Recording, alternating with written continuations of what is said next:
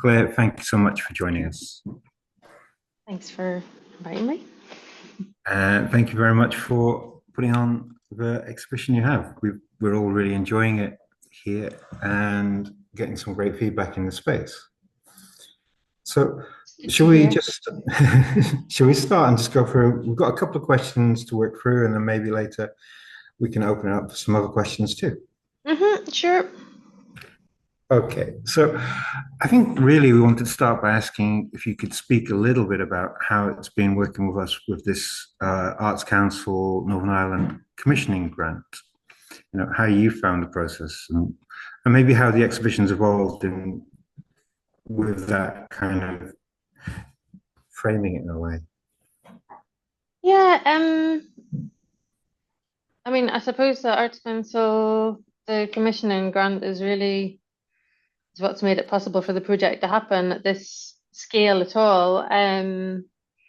It's not every day that you get those opportunities to dedicate a significant amount of time and money to making a new installation. So yeah, it's really valuable for me to be able to do something so ambitious. So I've been really fortunate in that respect and really grateful for the opportunity it's given me. And it's particularly lovely for me because though I don't live in Belfast, it's my hometown. And so it's great to come back and do something. And in terms of the process, I think was it like a year and a half ago, maybe more than that, whenever I started talking to yourselves about it.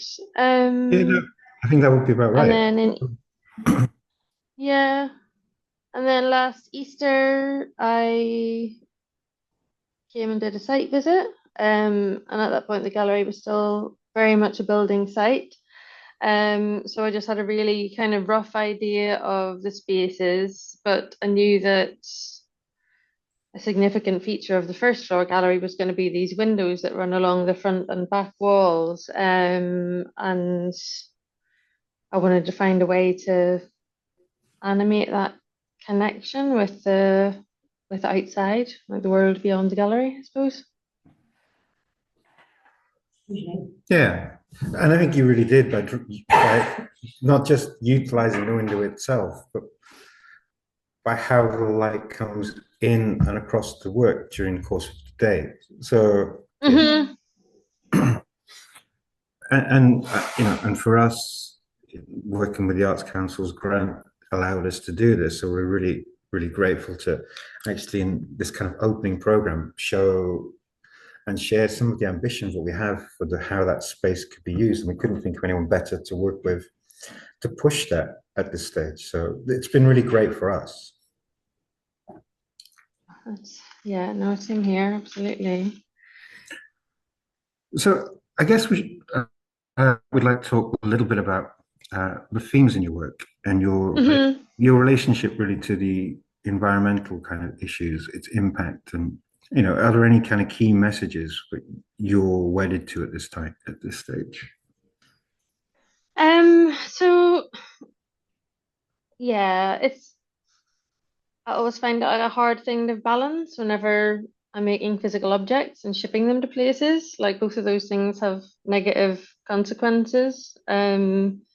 Shipping, obviously, also sculpture just creates quite a lot of waste if you're using sort of more traditional techniques. So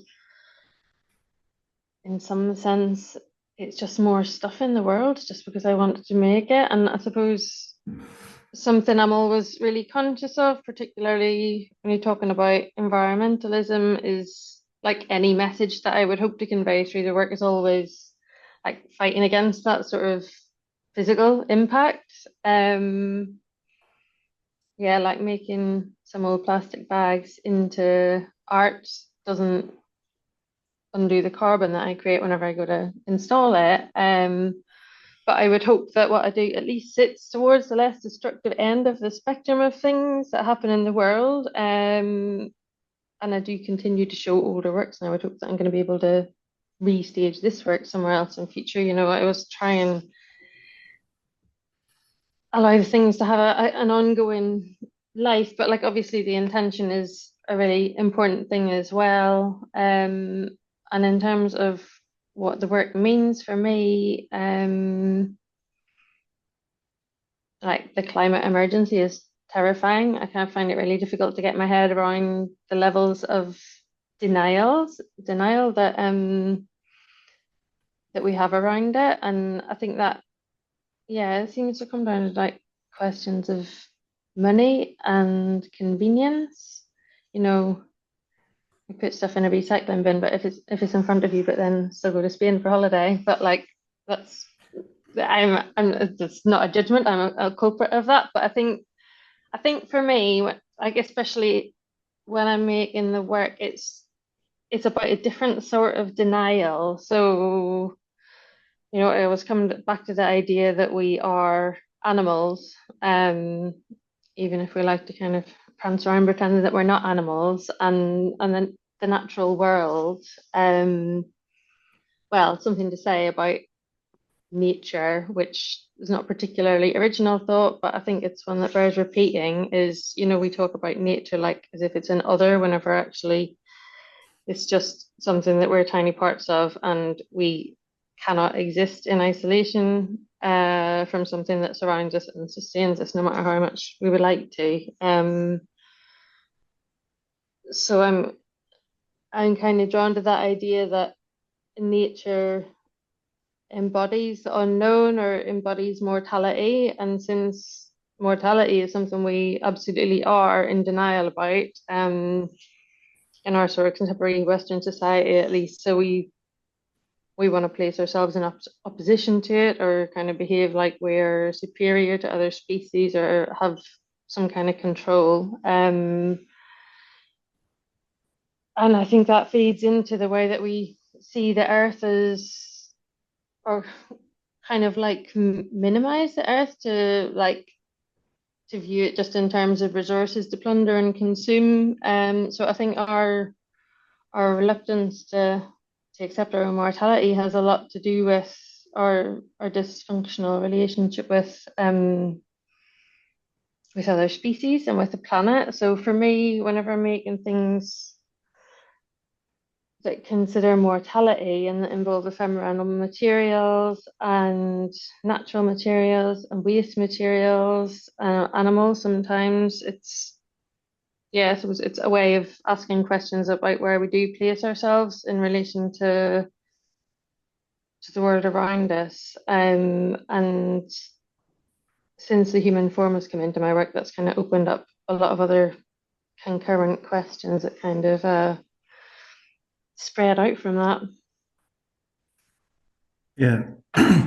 But it is really interesting, isn't it? When we're dealing with any topic, any subject, or any theme, the gallery is kind of in this kind of contradictory space where we're kind of can we tend to be contributing to the issue that we're trying to address, and how we navigate that, even with best intentions, can be really kind of complex at times. Yeah, it Uh, really is.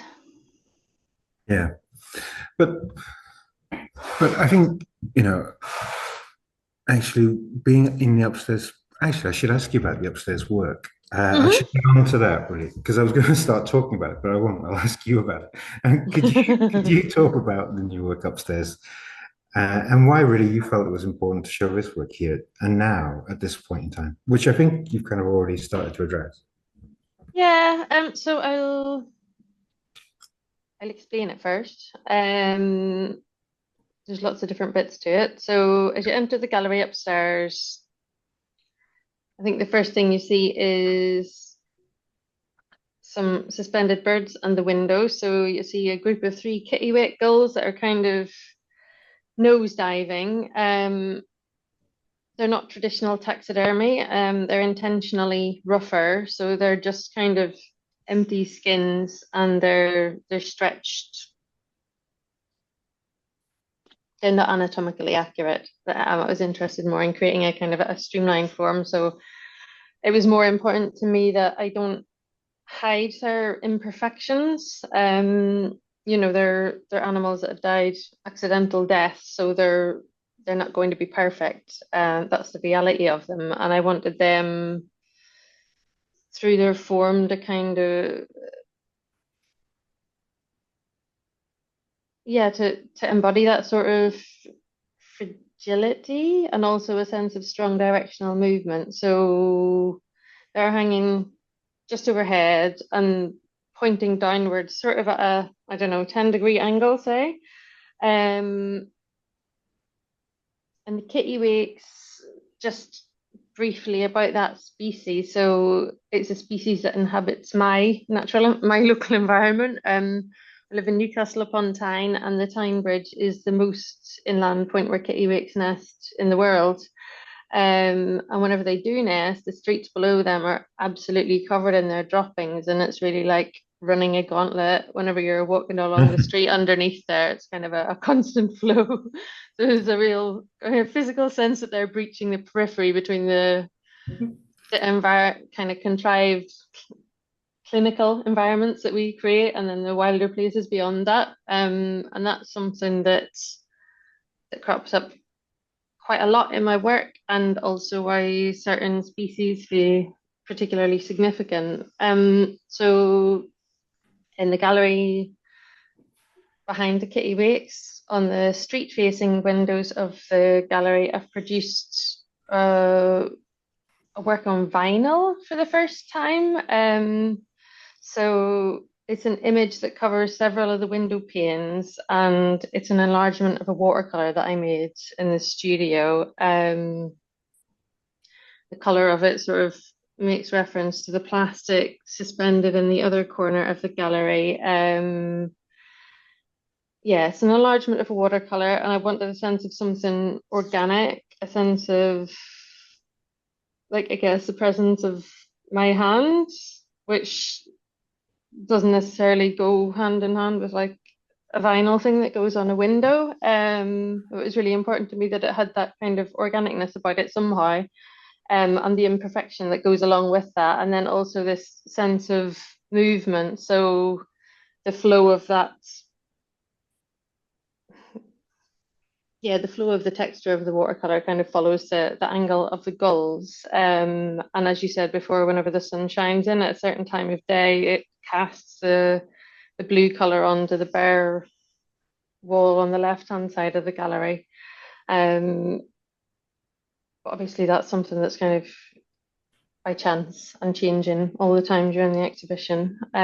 So then on the right-hand side of the gallery, which is sort of out of sight until you're more or less inside the gallery space, I've suspended thousands of fragments of waste plastic. It's like torn up blue shopping bags from the ceilings, and it forms a kind of a flat plane, but again, it's at an angle. And it starts in the right hand corner and extends into the room from there. The plastic's mainly blue, that's sort of bright blue that is of carry out bags. And there's some other colours like black and grey and green that are sort of underneath the surface of it. So can I ask Um, where you got them all from? How you got them? um, I've got a room in my house where one of the walls is completely filled with different kinds and colours of shopping bags that I've collected over 20 years. It's quite a bespoke collection going on, but you can come to. Yeah, but they are all originally like plastic bags that have been used by a person in a shop, and then either they're ones that I gathered whenever shopping bags were still just a thing that you got, um, and ones that I've begged from. Well, not that you have to beg very hard for someone to give you their leftover shopping bags, but yeah, No, it's it's fascinating. quite nice though that I'm actually now getting to the end of certain colors, and I'm not going to be able to make any more like works with orange ones. Probably this is going to be the last work with blue, I think. There might be a little bit more, so because they aren't coming back into circulation in the same kind of frequency. So that's No, but it's just a really, good I'm thing. always really curious when I meet artists and talking about their materials in particular, and how they go about acquiring them. And actually, Mm, this kind of span of 20 years to collect. You know, it's really fascinating. And actually, it tells a story in itself now, but it's going out of circulation. But sorry, I interrupted you. You No, no. through the word. Um, so yeah, the plastic. So yeah, so if you imagine this angle that I was talking about with the birds and the window vinyl coming down like this, and then the angle of the plastic is sort of like that. So it's as if this is a liquid coming downwards and this is it filling up. So I see the whole thing in that room as if it's a fluid. So on the window it's running down, in the corner it's kind of filling up the space as if it's flooding. And I was interested in the idea that they might be both under the same gravitational force, but it's not the gravitational force that is acting on us, it's a different one. So you could sort of view the whole thing from the perspective that we are the ones that are off kilter or wonky, and that's like, Yeah, I don't know if right is the right word, but sort of whenever whenever I think about like how easy it is in life to pretend like something's like this when actually it's like this, and it's a completely, to like how easy it is to kind of lie to yourself about something, I guess, then it kind of makes sense to think about that that playing with gravity in the sense that yeah, like that we sort of exist at the wrong pitch in some way. Um, because I've been reading it as this imminent collision in a way with the angles coming down and this softer angle. And yeah, maybe we are the ones that's attracting and magnifying with that positioning of the figure. But this collision kind of thing keeps coming back to me when I go in space. yeah, yeah. Um, and then it was also like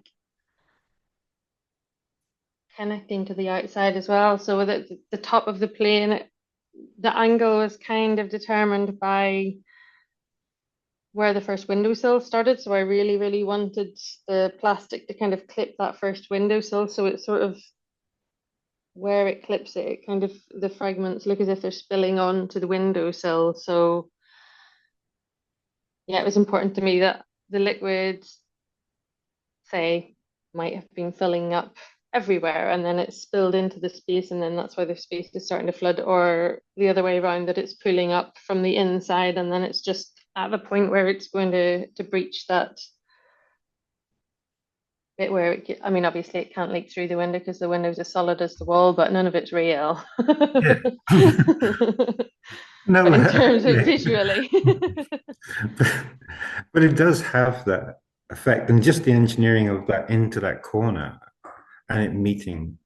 You do read the windows as the flow from the inside out. It really works. Yeah, good, good, good.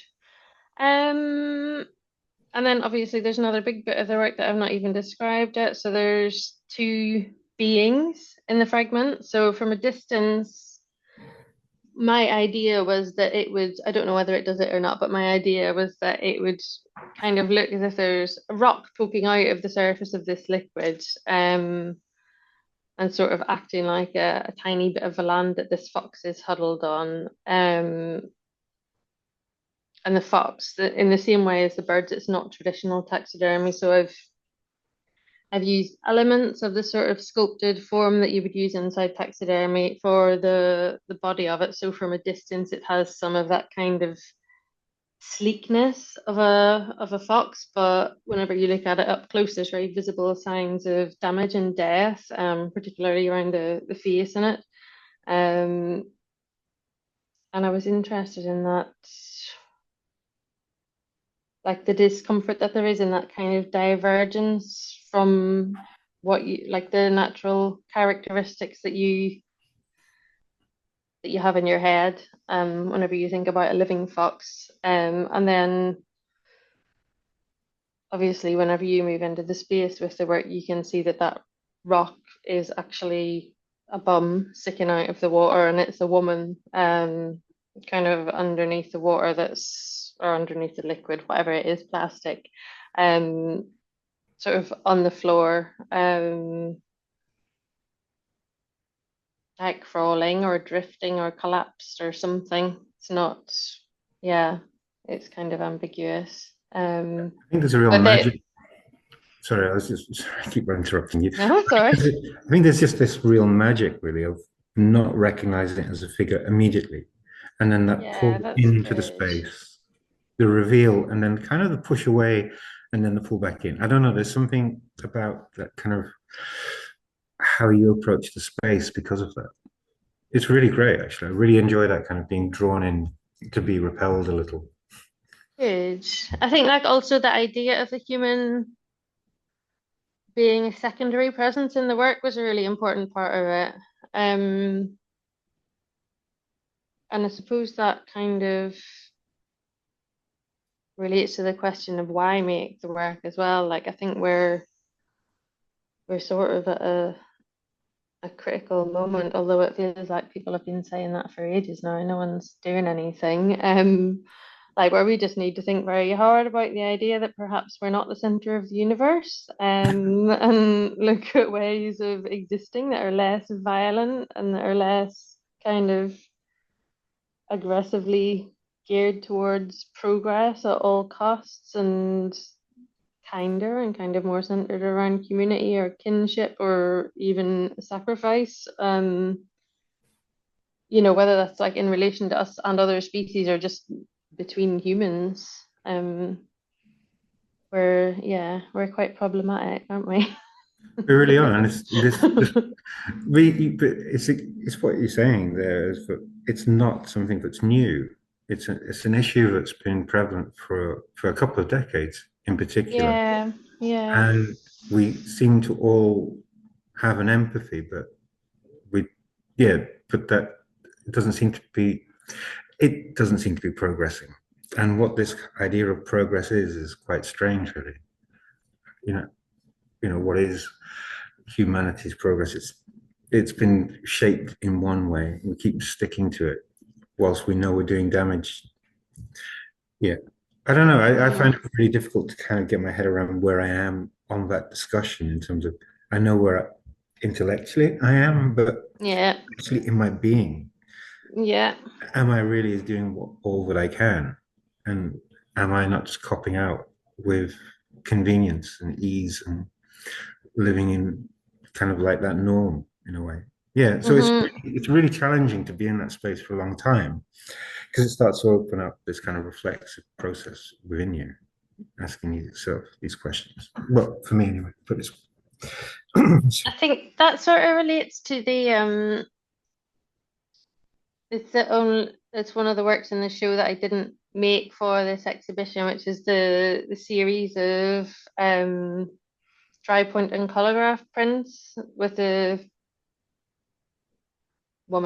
images of a woman holding a fox and then a shadow. And that whenever I was making all of that work, I was thinking about like I had this image of a woman and a fox in my head for years before I dared try to draw or write anything about it. And yeah, I was kind of telling myself that that wasn't what I do. Um, and then whenever I did, obviously, I had to start thinking about why am I wanting to make that image, and that I love foxes. They're so beautiful, and I like the idea of having some kind of connection with wildness, but like it's just a load of crap, really, isn't it? Like the practicality of like being closer to nature is absolutely horrifying. Do you know what I mean? Like as humans, like we're a domesticated species. Like we kind of, I don't think we would exist for very long if we didn't have all of the sort of infrastructure around us. So it's like that kind of uh dislocate. I don't know if that's the right word, but like between the idea of some kind of communion with nature and the reality of like like like the visceral reality of it, I guess. You know, is the problem. the next exhibition in the downstairs space, we're going to be showing Susan Hiller's last silent movie with those last recordings of different languages. Mm. And Susan's practice came out of that anthropological kind of study. And that dilemma around anthropology, going to study another without actually impacting or changing the thing you're trying to study. And I think that how we work when we try to get back to nature, we end up shifting nature inevitably to suit us, or Yeah. even when we're trying to be empathetic to it. I don't know. It's kind of, I'm getting really pessimistic now, publicly pessimistic around this kind of Mm. like dilemma. But this is the thing that the exhibition does so well. It kind of, yeah, it demands you kind of engage. I hope so. Um, the questions we have here, I was going to ask you to talk through the process of the materials and that you've been using and your approaches. So, and I Yeah. think that then expands us out into the rest of the exhibition, really. Yeah. I mean, my processes and materials have changed quite a lot recently, but I think like it's always involved a lot of labor, and specifically labor that's visible. Um, and yeah, I guess like the way that that has manifested itself has kind of changed over the years. So like at the very beginning of my practice, or since the very beginning, I think like repetition and control have been really big things. It would kind of manifest in the way that I handle materials. And the evidence of labor, it's like it's something that's always seemed to make the work more accessible on a certain level. And I feel very strongly that that shouldn't be something that minimizes work, like, or that an artist should be afraid of. So, like, some person that hasn't been educated in a certain field might actually get something out of it. Like, I love that idea, weirdly.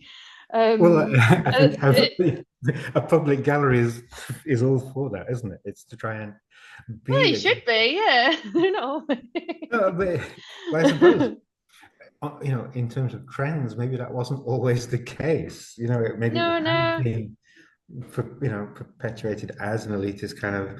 But I think now, last couple of decades, the move has been to kind of, well, let's get back to what it is. It's this kind of creative force, and but Yeah, actually yeah, everybody has it. yeah. Um, I think that has changed quite a lot since I was at art college and studying and stuff. It's completely different kettle of fish now, which is great. But yeah, I think like for me, it's about communication. Like I feel a lot more comfortable and competent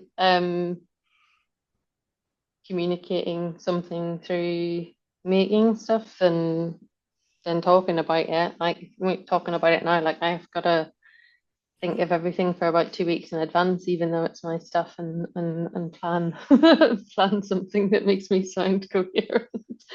Um, but in terms of material, so like the plastic, I've used plastic in the work for years, and we were saying before it comes from shopping bags. Um, but that process is there as well. So the shopping bags have been torn by hand or by whenever it's smaller bits of it, it's like torn with a finger. And the process of tearing that kind of gives it an organic quality. So I'm interested in, yeah, how that evidence of the labor, like very directly, kind of gives the material some degree of beauty or value. But also like the fact that that is very, very superficial, is yeah, a really significant bit as well. But then more recently, like evidence of labor in the work has kind of moved towards, yeah, me, like presence of my own hand in the work. So like bigger installations with lots and lots of repetitive stuff, like other people will help me make those things just because one person on their own trying to make those things, I wouldn't be able to make as many of them as I would like to make. But recently I've managed to make things so that even more of it falls directly on me. um, so like, yeah, evidence of the hand, and also like the materiality itself. So like drawing on a particular surface, the idea of it bringing that image into conversation with the material that it's on. Like I recently made a series of big uh, observational figurative drawings on wood. Um, they were sort of fairly traditional in terms of the materials and the process, but I worked with a model that was, yeah, it was very challenging. She sat with the fox's skin, sat in very challenging poses for long periods of time. So that process was very much to do with discomfort and trust and vulnerability. That relates directly to that series of prints that we were just talking about before. Um, and with those prints as well, like the paper that they're on and the way that the watercolor pigments kind of bleed into the paper, that was kind of really important as well. The figure in the installation is wax, and the animals, yeah, well, I've always previously done taxidermy in a fairly traditional way, like the animal presences in most of the recent works are they're just skins, and I haven't really, yeah, I haven't attempted to disguise any signs of damage or anything. So, like, if there's missing fur or feather, if it were a museum specimen, part of the taxidermy process would be to make all of that good and to put glass eyes in it and kind of make it as lifelike as possible. But I kind of actively wanted to avoid doing all that stuff. We're finding that a lot of the visitors are really drawn to the animal elements. In particular, and kind of, I think there are a few people who've got issues with birds. It seems to be coming out as a phobia that's kind of wider than I'd imagined. But people still being drawn right into seeing how they're done. And I think actually that exposing the process just adds to the experience of the view. It's not Yeah. it's not an illustration. It is the thing itself. Yeah, I'm really Yeah, enjoying that. yeah, yeah. Um, I think like with the animals in the work,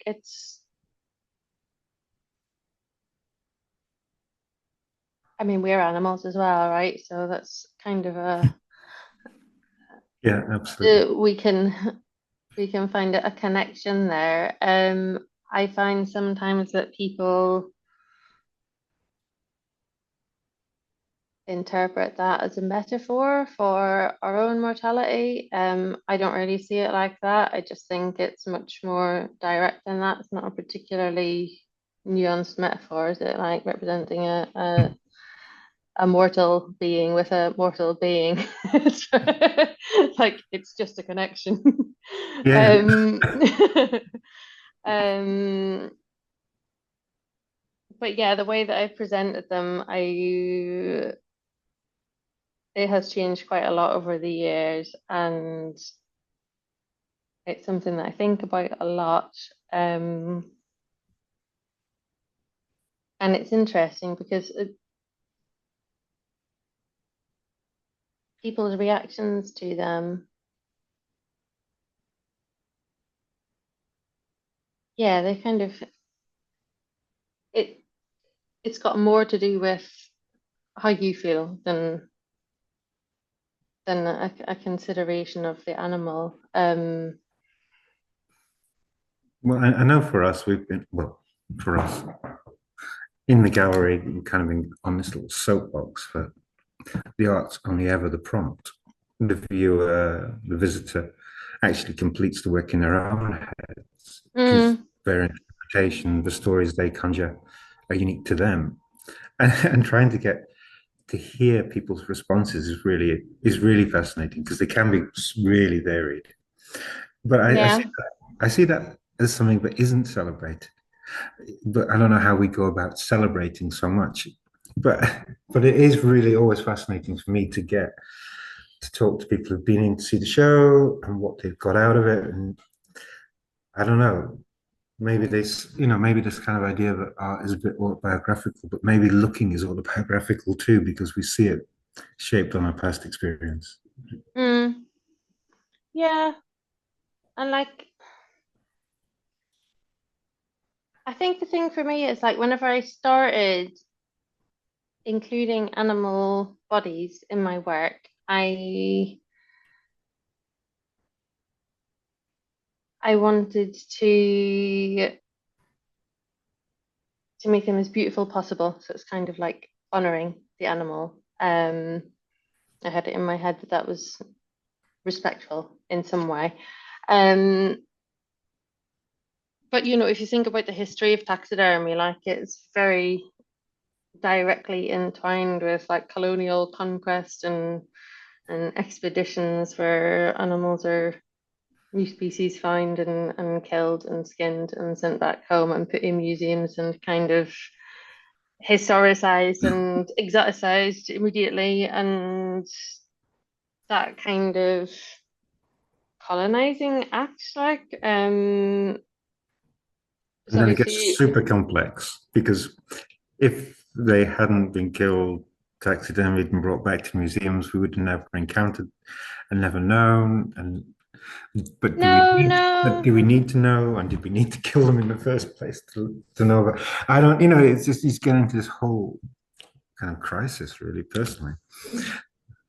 It's I think obviously the animals that I'm using have not been killed for my work. They are things that were already dead. But Yeah. even at the moment, even that idea of presenting them in any sort of way that's kind of idealized or romanticized, I feel a bit like resistant to.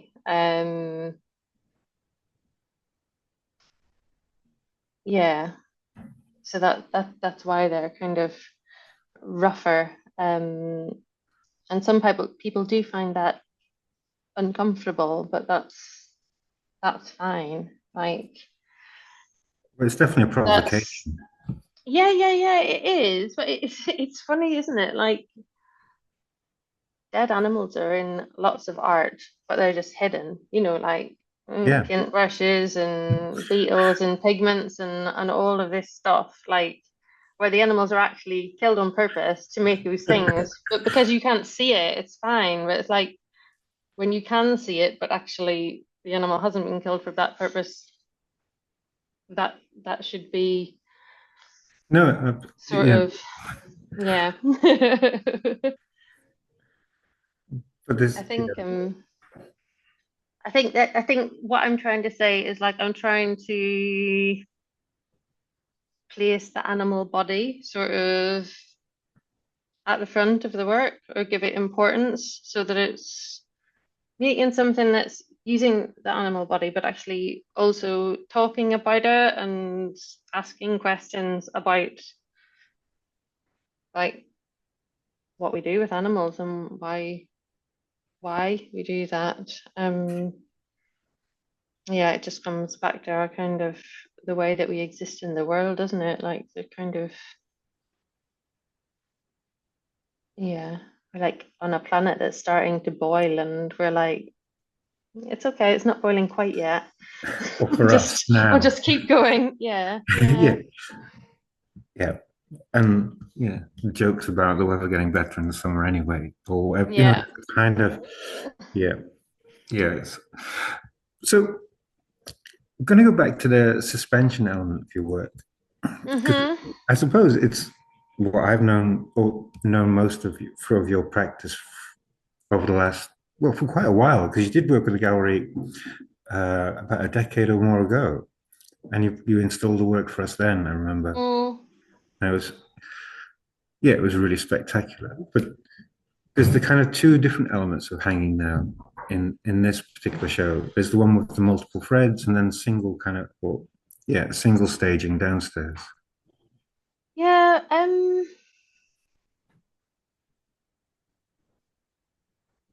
think like, should I say why I started suspending things? Very start, like whenever I was at art college, I think what I really wanted to achieve was to make people feel really, really uncomfortable.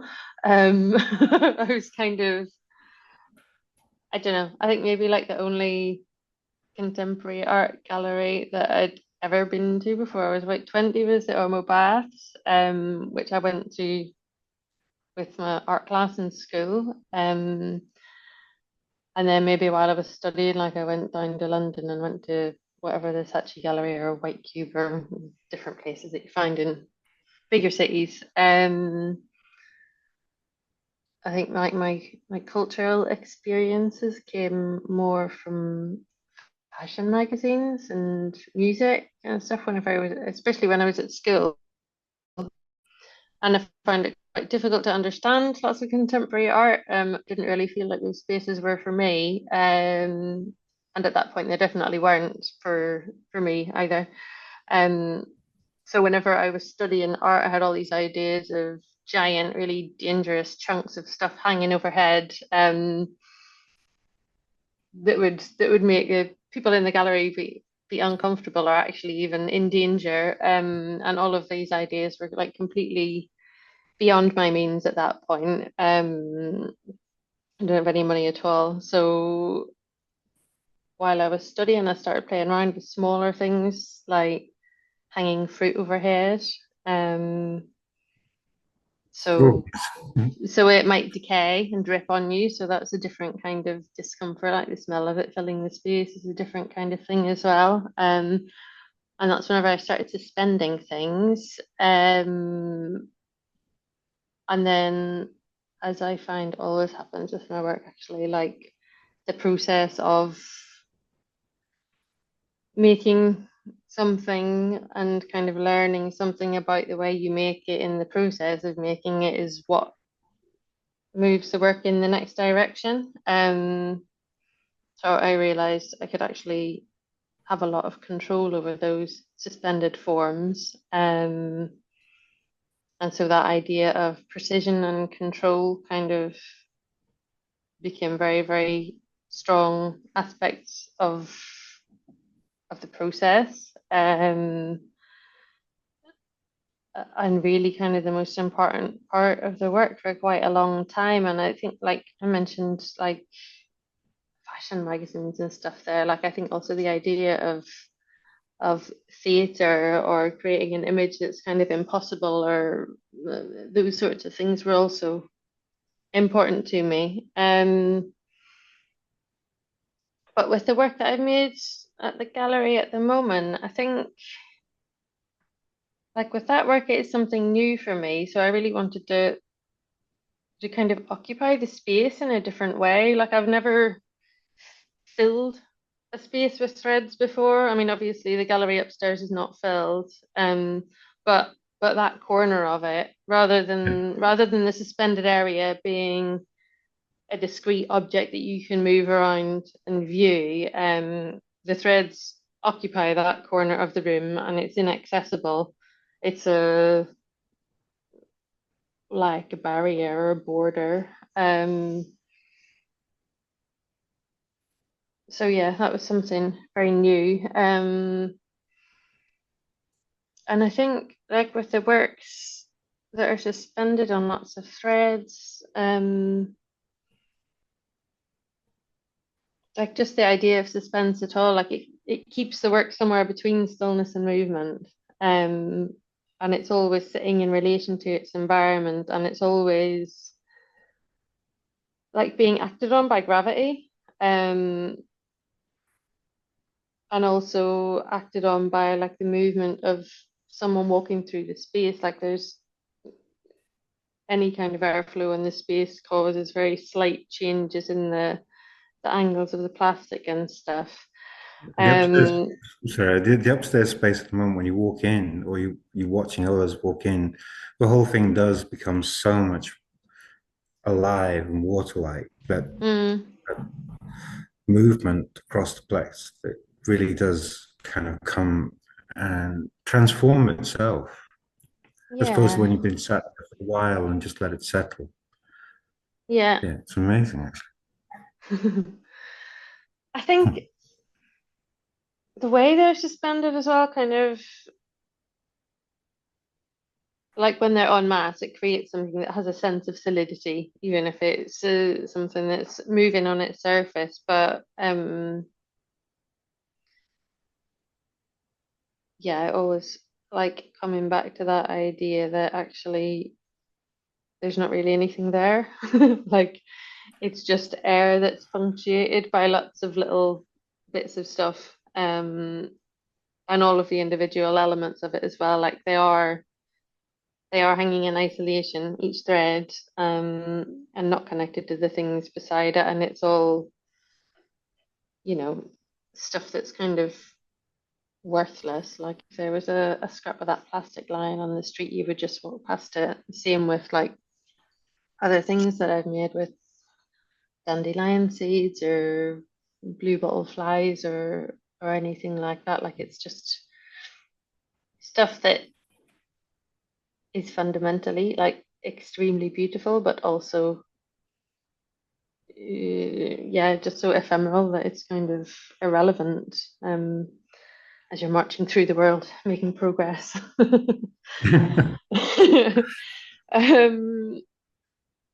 No, it and is also like amazing. those forms are really vulnerable, right? That's like I guess that's the thing that connects a big suspended thing like the installation upstairs, and then also the little figure that I've got hanging in the downstairs gallery is just the sense of vulnerability that that kind of hanging in space and being acted on by gravity gives to any object. You know, yeah, the work upstairs does so much in terms of those, yeah, the individual threads becoming this thing because of their proximity to their neighbor and that repetition and the play with Mm. your eyes, even just looking at the threads, looking at the plastic. It's yeah, the experience is really tangible. But I'm conscious we've only got a couple of minutes, 10 minutes left. And I Okay. was wondering if I should open up to questions from Hmm. anyone here or on Zoom, if that's okay. Yeah, yeah, absolutely. And if there isn't, then I'll just carry on. But yes, sorry, yes. I'm really interested about like using recycled material in like a fine art context and gallery and stuff, and how you balance sort of the using recycled materials with like I guess a bit of polish and that. So it'd be interesting to hear you speak about that. So using recycled materials in relation to, I didn't, Yeah, I fine didn't. art. I'm not sure what Do you you want to think. come up and just speak? No, Sorry. it's a very hybrid, fluid process which we're entering into. Why not? And I think the mic's in the computer, so you can probably, yeah. That's very strange. Hi. Yeah, no, I was interested about your use of recycled materials in like a fine art space and fine art context, and how you kind of balance like the polish needed for that space with like using a recycled material. Oh, And the polish. That's the word that's what I didn't catch whenever you said it first. Um, I guess it's always got to do with the like the context in which stuff is presented. Um, like the idea of the work being polished can come down to where it is and how it's presented and whether it's lit nicely and whether all the walls are perfectly white or not. But I think like using recycled materials obviously is a very, very good thing. Um, I'm always wary with the work that I make with plastic bags that that every now and again someone kind of wants to present it like as if it's a recycling project, and that's not what it is. Like for the reason that I said earlier on, like the idea of presenting it that would somehow imply that it's cancelling out the stuff that goes into making it, which it's not. Like it's still a kind of a process that adds stuff to the world rather than taking it out. But also because it kind of makes it seem like as if recycling is like as if waste is a problem and recycling is an answer, but actually recycling is, oh sorry, waste is like a symptom of a problem, which I think is much more like a societal problem or a psychological problem where we're just kind of addicted to any kind of consumption non-stop all the time, as much of it as possible, and the waste comes from that. But I think the thing that needs to be addressed is yeah, like changing the root of that problem rather than kind of trying to clean up our mess afterwards. So I think like for me, trying to always make sure that it comes back to that is important. I don't know if that makes sense or not. I feel like I've just gone off on one. Is that can Yeah. I was also going to ask about taxidermy if there's like what else could no, no. Yes, yes. Well, do you want to come and do this kind of whole? Come on, this is we're exploring new potential. Today. Hello, Claire. Can you see Hi, me? yeah. Yes, I can. Hi. I just wanted to ask you, when you decided to not do the taxidermy as you were taught, not have it as a well-presented animal anymore that sort of emulated the response, the remembrance of what it's like in real life, you decided then to just use the skin, have it. How did that come about? How did you decide that you wanted to move away from, or did you always just use certain parts of the body? Or No, I'm no, speaking as a taxidermist myself. whenever I started, I was I know. doing it in a much more traditional way, I guess. And I think I can do it like reasonably well. But I guess the reason for changing kind of came out of the process. Like whenever I'm doing things like the physicality of the process of doing them is always like an important part of it to me. Like it's not just a means to an end. So like Yes. seeing the skin and seeing the holes in the skin that you repair and all of that stuff kind of and seeing that the skin in the water whenever you're washing it and the way that it moves and stuff like all of that stuff I find very like I don't know, I feel like it's a privilege to have the opportunity to actually see the inside of a body and how it works and all of those kind of things. But I think like the experience of handling the skin and sort of also thinking about like I mean I sort of say that the I don't see the animals like as metaphors for humans, but I certainly see the skin as symbolic of different things, or like like the way the kind of it's physically the membrane that separates what you perceive as yourself from the rest of the world. So that as made into an object is really, really weird and fascinating for me. And I think, yeah, I don't know, like I don't, the things that end up seeming like conscious decisions in my work have just always come about through kind of bits of the process that didn't seem significant at the time. So like all the black threads that are kind of coming out of those skulls, like the first time that I just used a skin of an animal rather than the taxidermy, I like it maybe started because when I was repairing something, I left those strings long and didn't trim them back. And then I made some works with birds last year where I sewed up all the stitches with little red threads and then kind of left them long so you could see every single place where there was a repair on it. I think like the process rather than the end result is it's as important, I would say. I don't know if that answers your question. Oh, it does. Thank you very much. Okay.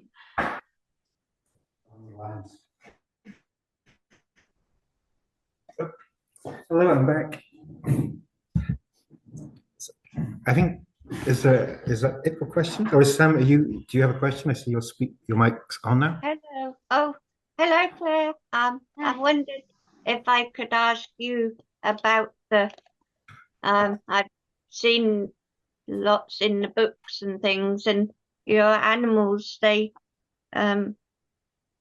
you see them as voyeurs?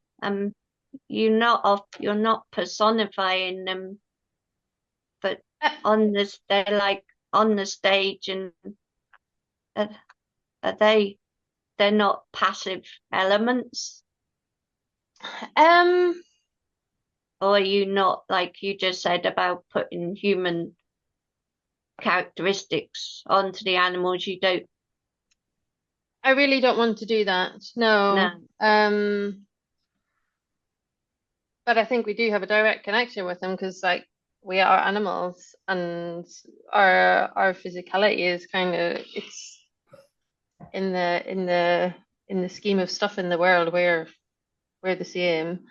But I don't want to kind of personify or give them any kind of anthropomorphic posing on them. No, I hope not.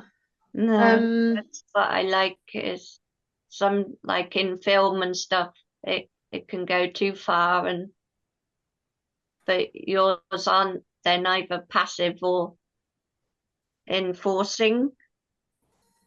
Yeah, I think it's difficult, isn't it? Like if something's there. just a skin, then in a sense, like it kind of has to be passive, but also I think there is some kind of confrontation in it as well whenever you see it like that. Yeah, I don't want to kind of hide it. There's a great history coming with them. Yeah. I'm looking forward to seeing it on Thursday. I can't wait. Thanks. Thanks, Sam.